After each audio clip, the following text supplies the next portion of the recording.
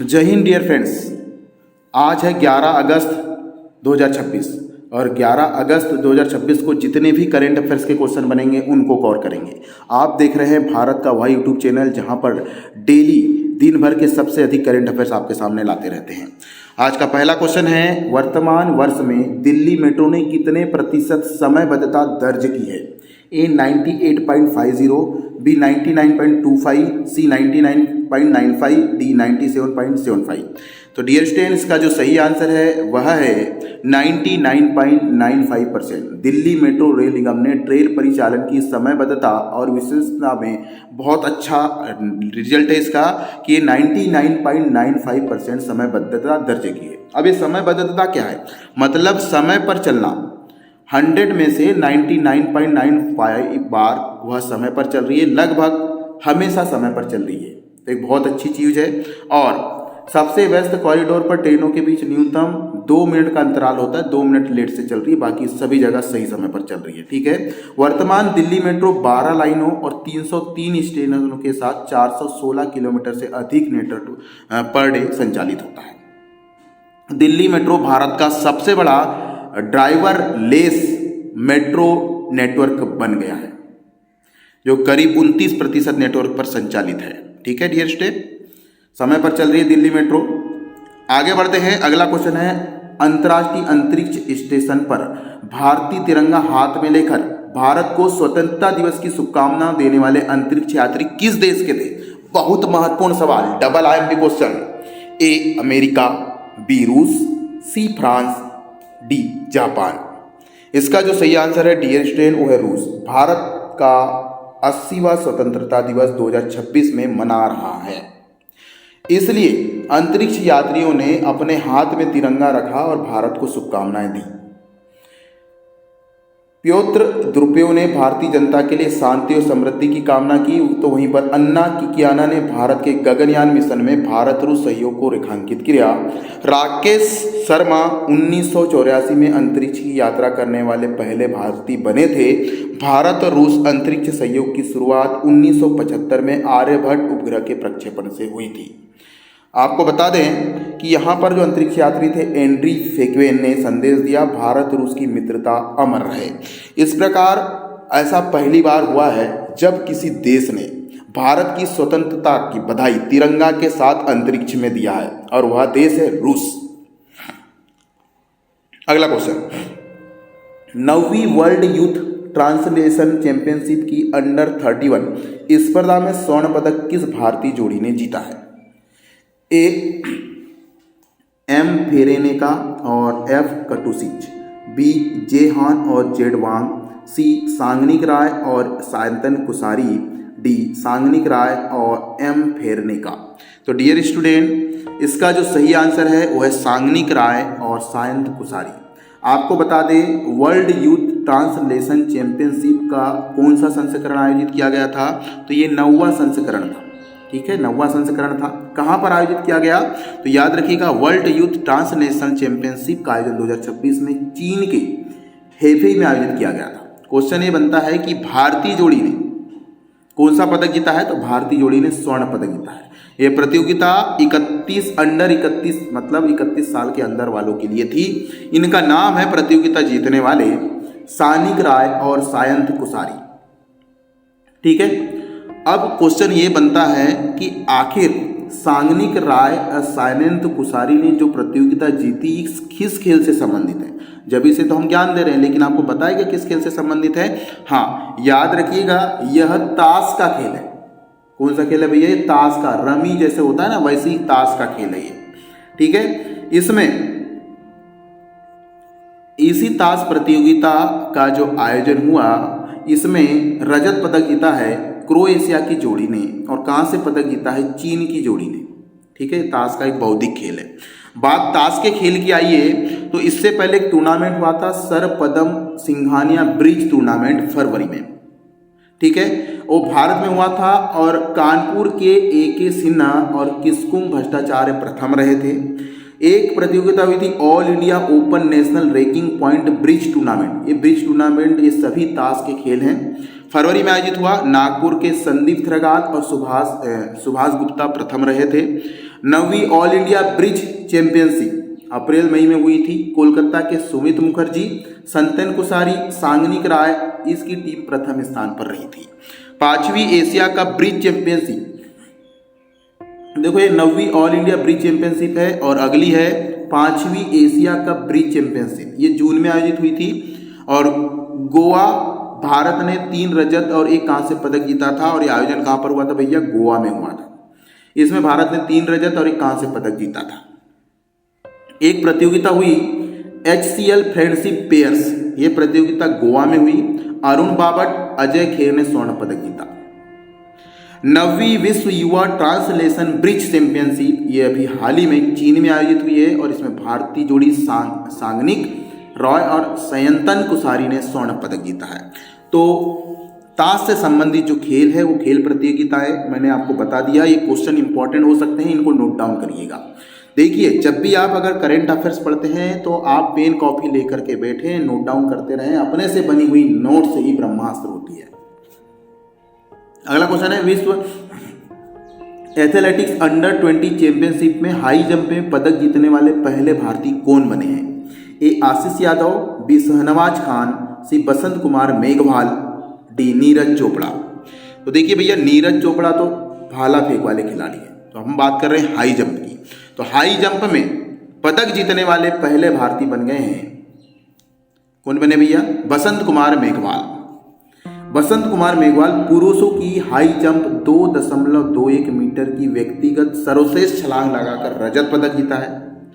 बसंत कुमार मेघवाल ने विश्व under 20 championship में हाई जंप जीतने वाले भारतीय पहले खिलाड़ी हैं। देखो, अंडर 20 से चैंपियनशिप में हाई जंप में अभी तक कोई पदक नहीं आया था, लेकिन ऐसा कारनामा करने वाले बसंत कुमार मेघवाल भारत के पहले खिलाड़ी बन गए हैं। हाँ, इसमें ही शहनवाज खान ने पुरुषों की लॉन्ग जंप में 7.84 मीटर की छलांग लगा करके कांस्य पदक जीता है। ठीक है, देखो ये हाई जंप है यानी ऊंची कूद होती है और ये लॉन्ग जंप यानी लंबी कूद होती है। ठीक, हाई जंप मतलब ऐसा ऊंचाई से कूद करके ऐसा आना होता है। ठीक है, और लॉन्ग जंप मतलब ऐसा सीधा लंबा कूदना पड़ता है। ठीक है भैया। हाँ, विश्व एथलेटिक अंडर 20 चैंपियनशिप में भारत के कुल पदक कितने हो गए हैं अब तक? तो इसका सही आंसर होगा डियर स्टूडेंट 3 हो गए हैं। फटाफट नोट डाउन करें। आगे बढ़ते हैं, बात हाई जंप की आई है तो पीछे समय में, बीते हुए समय में किस खिलाड़ी ने हाई जंप में कौन सा पदक जीता है इस साल, देख लेते हैं। तो एक प्रतियोगिता हुई थी एशियन इंडोर एथलेटिक चैंपियनशिप 2026, कहाँ पर? चीन में। चीन में पूजा सिंह ने महिला हाई जंप में रजत पदक जीता था, याद रखिएगा, और यह राष्ट्रीय रिकॉर्ड भी है 1.87 मीटर की छलांग के साथ। एशियाई इंडोर एथलेटिक चैंपियनशिप में जे आदर्श राम ने पुरुष हाई जंप में कांस्य पदक जीतकर इतिहास बना दिया और यह पदक जीतने वाला भारत का पहला खिलाड़ी बन गया था। 5वीं इंडियन ओपन जंप प्रतियोगिता बेंगलुरु में हुई। उसी प्रकार Asian under 20 athletic championship Hong Kong में पूजा सिंह ने महिला में हाई जंप में स्वर्ण पदक जीता था और अपने 14 वर्ष पुराने राष्ट्रीय रिकॉर्ड को तोड़ा। 65वीं राष्ट्रीय अंतर राज्य सीनियर एथलेटिक चैंपियनशिप भुवनेश्वर में सर्वेश्वर कुसारे ने पुरुष हाई जंप में स्वर्ण पदक जीता। मोनाको डायमंड लीग 2026 सर्वेश्वर कुसारे ने हाई जंप में कांस्य पदक जीता था। राष्ट्रमंडल खेल 2026 ग्लासगो में सर्वेश्वर कुसारे ने हाई जंप में रजत पदक जीता है। बहुत जबरदस्त भैया। हाँ, विश्व एथलेटिक अंडर 20 चैंपियनशिप में जो कि अमेरिका में आयोजित हो रही है, कहाँ पर भैया? अमेरिका में। और बसंत कुमार मेघवाल ने पुरुष हाई जंप में रजत पदक जीता है और वहीं पर लॉन्ग जंप में इनका नाम याद रखिएगा, लॉन्ग जंप में शहनवाज खान ने कांस्य पदक जीता है। तो एक महत्वपूर्ण क्वेश्चन है हाई जंप से संबंधित। आगे बढ़ते हैं, अगला महत्वपूर्ण क्वेश्चन, इंपॉर्टेंट क्वेश्चन है, विक्टर कोरिया मास्टर 2026 का महिला एकल खिताब किस भारतीय बैडमिंटन खिलाड़ी ने जीता है? आज का सबसे टॉपर क्वेश्चन है ये, बहुत इंपॉर्टेंट है। तो विक्टर कोरिया मास्टर 2026 का खिताब ए पीवी सिंधु, बी रक्षिता रामराज, सी अस्मिता चालिया, डी अनमोल खराब। तो इसका जो सही आंसर है डियर स्टूडेंट वो है अस्मिता चालिया। अस्मिता चालिया ये खिलाड़ी हैं जिन्होंने विक्टर कोरिया मास्टर्स का खिताब जीत लिया है। और महिला एकल का खिताब जीत लिया। इन्होंने किसको हराया भैया? क्वेश्चन बन सकता है कि विक्टर कोरिया मास्टर ने कोरिया मास्टर चैंपियनशिप में किसको हराया? तो चीन की खिलाड़ी को हराया। इनका नाम है हान चियांग सी। और याद रखिए ये इंपॉर्टेंट इसलिए हो जाता है ये क्वेश्चन क्योंकि यह अस्मिता चालिया का पहला BWF खिताब है और अस्मिता ने हमारे देश के ही हम वतन रक्षिता रामराज को सेमीफाइनल में हराया था। और आपको बता दें कि अस्मिता जो चालिया है असम की बैडमिंटन प्रसिद्ध खिलाड़ी हैं और इन्होंने 2024 एशिया टीम चैंपियनशिप में भी स्वर्ण पदक जीता था। इससे पहले वर्ष 2019 में दक्षिण एशियाई खेलों में अस्मिता ने महिला एकल और टीम स्पर्धा में दोनों में स्वर्ण पदक जीता था। ठीक है, यह जो प्रतियोगिता हो रही है विक्टर कोरिया मास्टर्स, ये दक्षिण कोरिया के शहर आसन शहर में आयोजित हो रही है। और कब से कब तक चल रही है भैया? तो ये 4 अगस्त से चालू हुई और 9 अगस्त को समाप्त हुई। तो ये चीज याद रखिएगा। आगे बढ़ते हैं। बात बैडमिंटन प्रतियोगिता की है तो बैडमिंटन से संबंधित जो भी करंट अफेयर्स है हमारे सामने लेकर के आए हैं। देविका सिंहा थाईलैंड मास्टर्स का महिला एकल का स्वर्ण पदक जीता है इन्होंने। प्रमोद भगत पैरा बैडमिंटन विश्व चैंपियनशिप में पुरुष एकल में पुरुष युगल में दोनों में स्वर्ण पदक जीता है। PV सिंधु जापान ओपन महिला एकल की विजेता हैं। सात्विक साईराज रंकी रेड्डी और चिराग शेट्टी सिंगापुर ओपन पुरुष युगल के स्वर्ण पदक विजेता हैं। वहीं तन्वी शर्मा ताइवे ओपन महिला एकल की विजेता और स्वर्ण पदक विजेता है। अस्मिता चालिया ये कोरिया मास्टर्स महिला जीतने वाली प्रथम भारतीय खिलाड़ी हैं। चलिए अगला महत्वपूर्ण क्वेश्चन बहुत ज़्यादा इंपॉर्टेंट है ये। हाल ही में एशियाई जूनियर भारोत्तोलन चैंपियनशिप में महाराजन अरुमुंडियन ने पुरुषों के किस भार वर्ग में रजत पदक जीता है? A 61 kilogram, B 65 kilogram, C 67 kilogram, D 73 kilogram.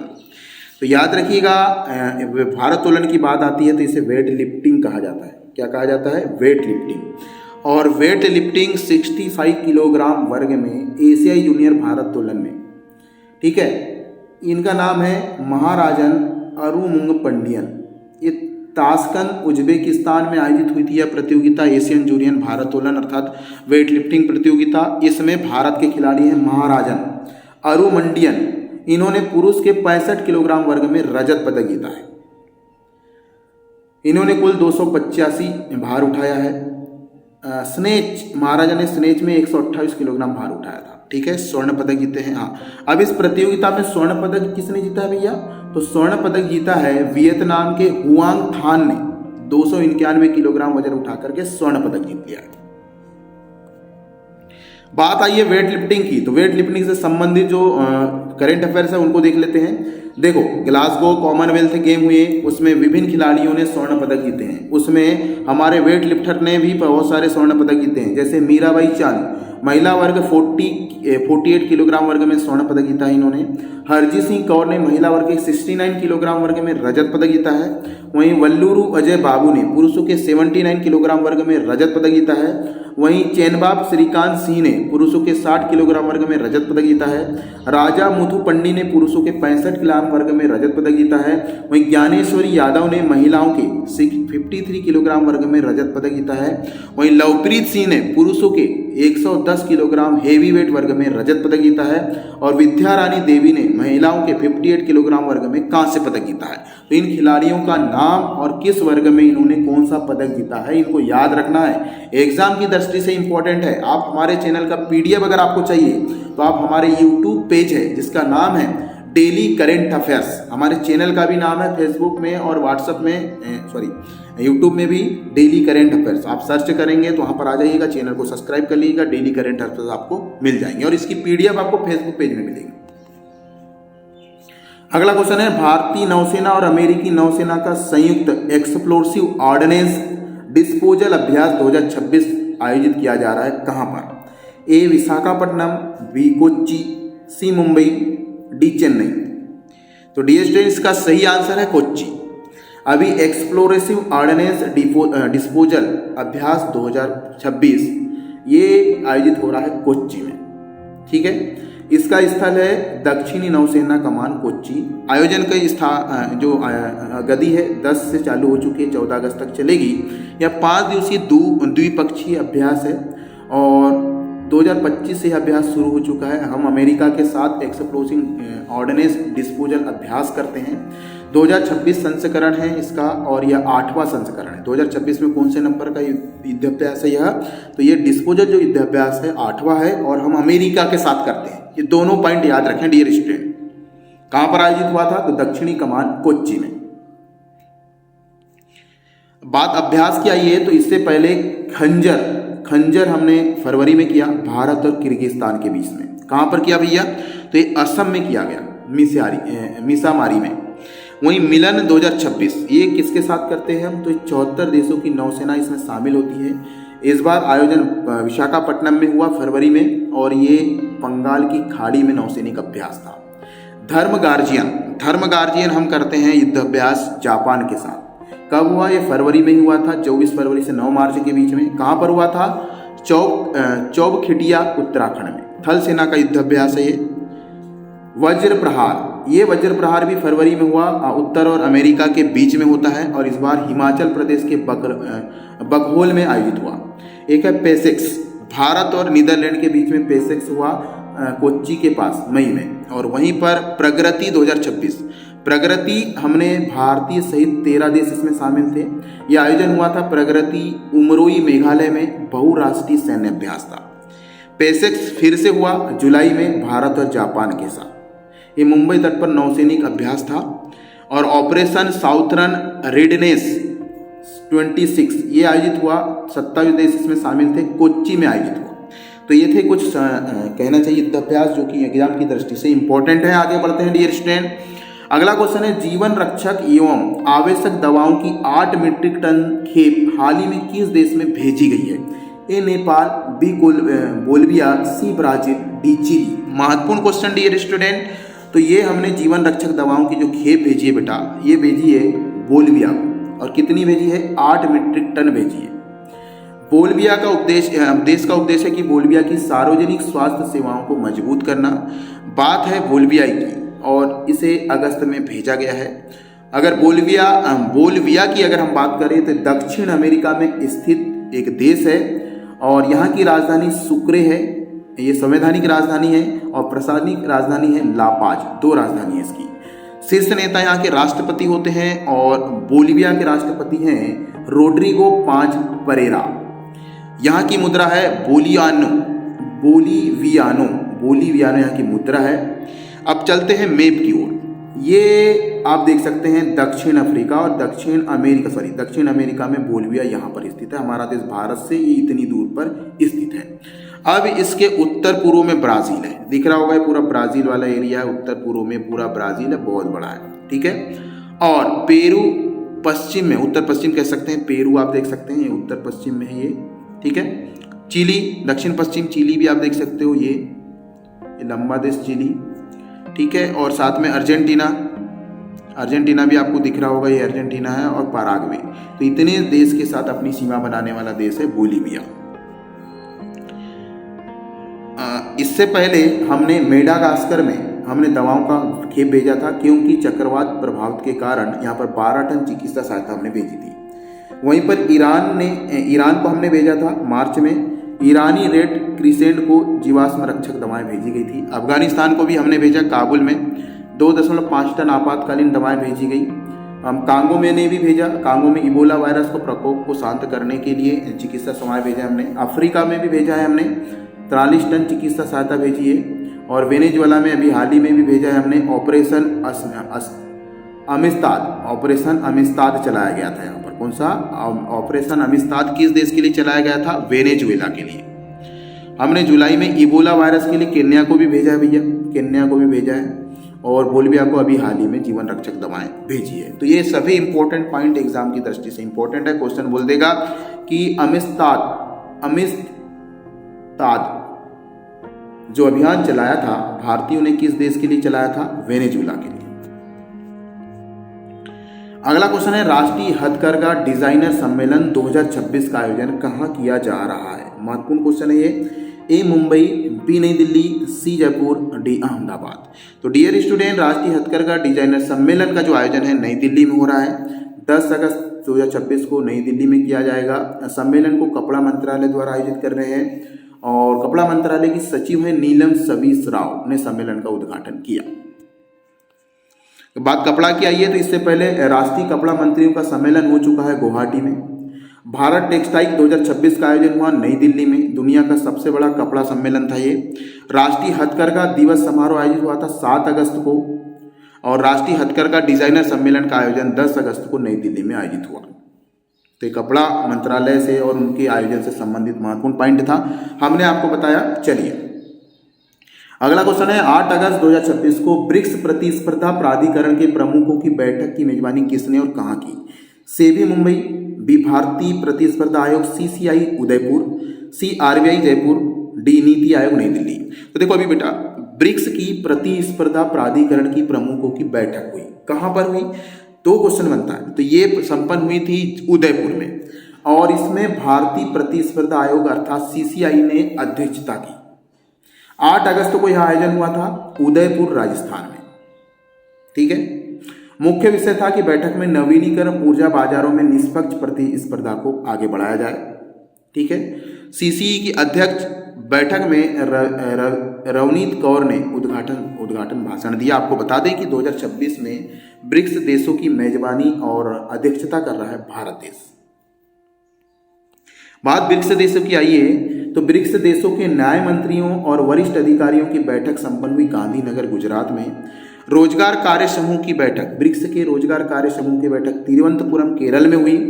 संस्कृति कार्य समूह, ब्रिक्स के संस्कृति कार्य समूह की बैठक वाराणसी उत्तर प्रदेश में हुई और कृषि कार्य समूह एवं कृषि मंत्रियों की बैठक इंदौर मध्य प्रदेश में हुई। ब्रिक्स ऊर्जा मंत्रियों की बैठक हुई गुरुग्राम हरियाणा में। ब्रिक्स महिला कार्य समूह की महिला मंत्रियों की बैठक हुई कोच्चि केरल में। ब्रिक्स के परिवहन कार्य समूह एवं परिवहन मंत्रियों की बैठक संपन्न हुई नागपुर महाराष्ट्र में। वहीं पर ब्रिक्स श्रम एवं रोजगार मंत्रियों की बैठक संपन्न हुई हाल ही में तेलंगाना में, हैदराबाद में। वरिष्ठ अधिकारियों और स्वास्थ्य मंत्रियों की बैठक हुई चंडीगढ़ में। ब्रिक्स के आपदा जोखिम न्यूनीकरण मंत्रियों की बैठक संपन्न हुई नई दिल्ली में और ब्रिक्स संस्कृति कार्य समूह की मंत्रियों की बैठक संपन्न हुई भोपाल मध्य प्रदेश में। तो ये ब्रिक्स देशों की विभिन्न प्रकार के मंत्रियों की बैठक जहां जहां आयोजित हुई है उस शहर का नाम और राज्य का नाम जरूर याद रखें। अगला महत्वपूर्ण क्वेश्चन है एक्सरसाइज टेली मेन सेवर 2027 का आयोजन कब से कब तक किया गया? ए 1 अगस्त से 15 अगस्त, बी 9 अगस्त से 22 अगस्त, सी 10 अगस्त से 25 अगस्त, डी 15 अगस्त से 30 अगस्त। डियर स्टूडेंट्स, इसका जो सही आंसर है 9 अगस्त से 22 अगस्त। Exercise Talisman Sabre Australia और अमेरिका के नेतृत्व में आयोजित होने वाला प्रमुख बहुराष्ट्रीय सैन्य अभ्यास है और टेलिसमेन सेवर 2027 का आयोजन 9 अगस्त से 22 अगस्त 2047 तक निर्धारित किया गया है। ठीक है,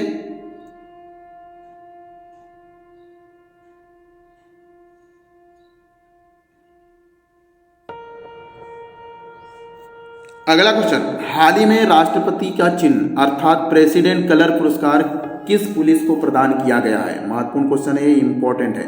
A Assam police, B Gujarat police, C Puducherry police, D Haryana police.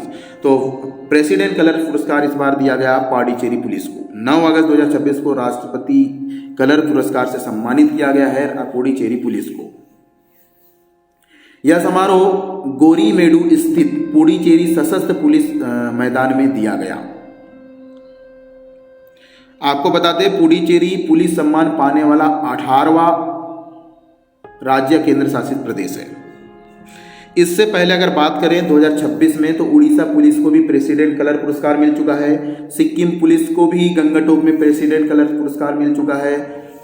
Delhi police को गणतंत्र दिवस समारोह 2026 में सर्वश्रेष्ठ मार्चिंग दल चुना गया था। ज्वालापुर थाना हरिद्वार का उत्तराखंड का सर्वश्रेष्ठ पुलिस स्टेशन बना। डेमो थाना ये असम का सर्वश्रेष्ठ पुलिस स्टेशन है। जय हिंदपुरम थाना मदुरई ये तमिलनाडु का सर्वश्रेष्ठ पुलिस स्टेशन है। सूरतगढ़ सिटी थाना श्री गंगानगर राजस्थान ये राजस्थान का सर्वश्रेष्ठ पुलिस स्टेशन चुना गया। चौका थाना सरायकेला झारखंड ये राष्ट्रीय स्तर का चौथा कहना चाहिए थाना है। और बोधकटा थाना जगदलपुर छत्तीसगढ़ का सर्वश्रेष्ठ पुलिस स्टेशन है। तो कुछ पुलिस स्टेशन इनका नाम याद रखिए और किस क्षेत्र में कौन सा पुरस्कार इन्होंने दिया गया है। अगला क्वेश्चन है, केंद्र सरकार ने प्रवर्तन निदेशालय के निदेशक राहुल नवीन के कार्यकाल को कितने समय के लिए बढ़ाया है? 6 महीना, बी 1 वर्ष, सी 2 वर्ष, डी 3 वर्ष। तो डियर स्टूडेंट, इसका सही आंसर है 1 वर्ष। राहुल नवीन आयकर विभाग ने 1993 बैच के भारतीय राजस्व सेवा अधिकारी हैं और ईडी के निदेशक के रूप में 1 वर्ष का कार्यकाल विस्तार किया है। उनका विस्तारित कार्यकाल 13 अगस्त 2047 तक या अगले आदेश तक रहेगा। ठीक है, सॉरी। अगला महत्वपूर्ण क्वेश्चन है, 2026 का डिराक मेडल जीतने वाले भारतीय भौतिक वैज्ञानिक कौन है? ए CN राव, बी दीपक थर, सी MS स्वामीनाथन, डी जयंत नार्लिकर। इसका जो सही आंसर है वो दीपक थर, भारतीय भौतिक मनोवैज्ञानिक है दीपक थर, जिन्होंने 2026 का डिराक मेडल जीता है। डिराक मेडल 8 अगस्त 2026 को प्रदान किया जाता है। यह पुरस्कार इटली के ट्रिएस्ट स्थित ICTP द्वारा दिया जा रहा है। डिराक मेडल की स्थापना 1985 में हुई थी। इस मेडल का प्रसिद्ध जो भारतीय वैज्ञानिक थे पॉल डिराक के नाम पर रखा गया। डिराक के साथ $5,000 की पुरस्कार राशि भी दी जाती है। दीपक थर सांख्यिकी, यांत्रिकी और सेंट पॉल मॉडल पर अपने शोध के लिए प्रसिद्ध है और दीपक थर को 2022 में बोल्ट्जमैन मेडल पाने वाला पहला भारतीय भी बने थे और 2023 में इन्हें पद्म विभूषण से भी सम्मानित किया गया था। अगर भारतीय ये भौतिक वैज्ञानिक हैं दीपक थर। अगला क्वेश्चन है, हाल ही में तमिलनाडु के सभी आधिकारिक कार्यालयों की शुरुआत में किस गीत को अनिवार्य रूप से बजाने का प्रस्ताव पारित किया है? ए वंदे मातरम, बी जनगण मन, सी तमिल थाई वचतु, डी सारे जहां से अच्छा। तो इसका जो सही आंसर है वो है तमिल थाई वचतु। ये तमिलनाडु का राजकीय गीत है जिसे अब सरकारी हर कार्यक्रम के पहले बजाना होगा। 10 अगस्त को इसे अनिवार्य कर दिया गया है सभी शैक्षणिक विश्वविद्यालय, शैक्षणिक संस्थाओं, सार्वजनिक संगठनों में। और तमिलनाडु सरकार ने सभी समारोह में इसे गाने का निर्देशक पहली बार 23 नवंबर 1970 को दिया था। अगला क्वेश्चन है, भारत ने 7 अगस्त 2026 को जेनेवा संयुक्त राष्ट्र कार्यालय को कितने युवा मोर भेंट किए? ए 3, बी 4, सी 5, डी 6। तो इसका जो सही आंसर है 5।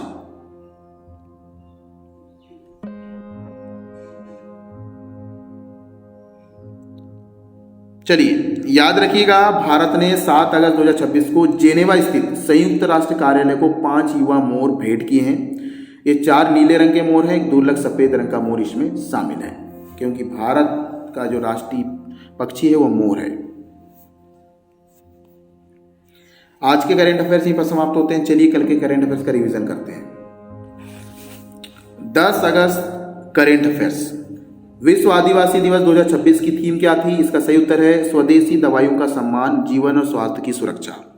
अगला क्वेश्चन था, विश्व शेर दिवस कब मनाया जाता है? 10 अगस्त को। अगला क्वेश्चन था, भारत छोड़ो आंदोलन भारत दिवस कब मनाया जाता है? ये 8 अगस्त को। वहीं पर स्वतंत्रता दिवस के उपलक्ष्य में वायुसेना बैंड कहाँ प्रस्तुति दे रहा है? उत्तर है राष्ट्रीय युद्ध स्मारक नई दिल्ली। अगला क्वेश्चन है, नाविकों की सुरक्षा और कल्याण पर राष्ट्रीय कार्यशाला में ई समुद्र डिजिटल समुद्री गवर्नेंस प्लेटफॉर्म का शुभारंभ किसने किया? उत्तर है सर्बानंद सोनोवाल।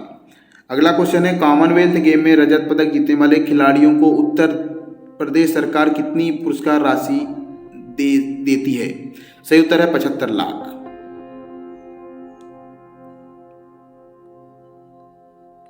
अगला क्वेश्चन था, हाल ही में कोलंबिया के नए राष्ट्रपति कौन बने? सही उत्तर है अबेलार्दे डेला। अगला क्वेश्चन था, महाराष्ट्र सरकार ने किसानों के लिए किस योजना के तहत 2 लाख तक के अल्पकालीन फसल ऋण को माफ करने की शुरुआत की है? सही उत्तर है पूर्ण श्लोक अहिल्या देवी होलकर शेतकारी कर्ज माफ योजना। अगला क्वेश्चन है, बेंगलुरु पुलिस ने संदिग्ध अवैध प्रवासियों की पहचान और संविधान सत्यापन के लिए कौन कौन से अभियान शुरू किया है? सही उत्तर है ऑपरेशन मुक्ता। अगला क्वेश्चन है, हाल ही में भारत अंतर्राष्ट्रीय फुटवेयर मेला का आयोजन कहाँ किया जा रहा है? सही उत्तर है भारत मंडपम नई दिल्ली। अगला क्वेश्चन है, एरोबिक जिम्नास्टिक एशियाई चैंपियनशिप 2026 में व्यक्तिगत महिला में भारत का पहला वरिष्ठ स्वर्ण पदक किसने जीता? सही उत्तर है अरिहा पंगबन। अगला क्वेश्चन है हाल ही में उड़ीसा फूड प्रो 2026 का जो आयोजन कहाँ किया गया है? सही उत्तर है नई दिल्ली। अगला क्वेश्चन है भारत के पहले निजी 800 केएन श्रेणी के full flow stage combination rocket engine Everest का अनावरण किस कंपनी ने किया है? सही उत्तर है एस्ट्रोबेस स्पेस टेक्नोलॉजी। तो आज के करेंट अफेयर्स की यहीं पर क्लास समाप्त करते हैं। यहाँ से आपको वीडियो पसंद आया होगा, ज़्यादा से ज़्यादा शेयर करें। जय हिंद।